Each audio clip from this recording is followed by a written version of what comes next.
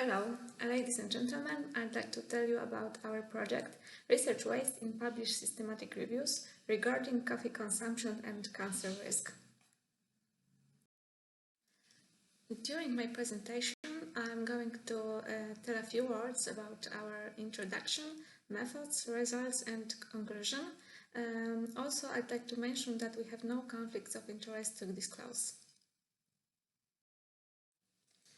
As the number of systematic reviews is growing rapidly, it is very important to investigate whether systematic reviews published in leading medical journals present an innovative results by referring to previous ones. Plenty of systematic reviews focus on coffee consumption in cancer prevention as the part of our project in which we assess the quality of reviews and information on nutrition in cancer prevention. Coffee was the most numerous group, which made us wonder how justified it is. To find published systematic reviews, we searched databases like Cochrane Library, Medline, and Embase. We included studies published from 2010 as systematic reviews or meta-analysis, with a control group reporting findings related to the impact of coffee consumption and cancer prevention. Main searches have been completed as a project of identified studies on nutrition in cancer prevention, and update search we carried out to identify publications on this topic only. We have identified 14 types of cancer. In each of them, as you can see, there was a different number of compared reviews, from 2 to 9 publications. A model article is one that was published earliest.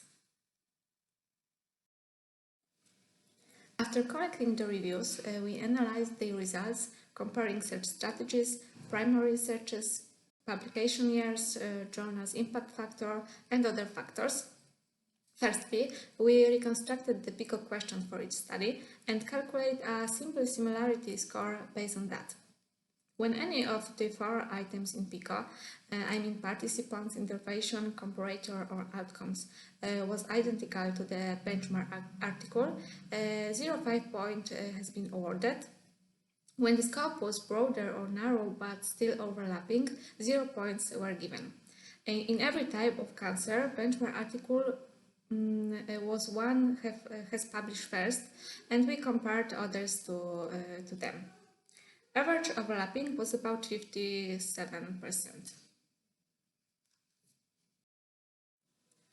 We have also checked how often authors of systematic reviews have cited a model article in their works, and the percentage of citation in individual tumor types is presented in this table.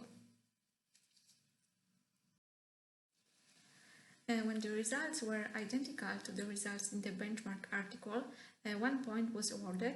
If they have overlapped partially, 0.5 point was given, and 0 was assigned in case of diverging results. Similarly, we awarded points for conclusions. And the results and the conclusions, as like PICO questions, have been analyzed by 2 independent reviewers.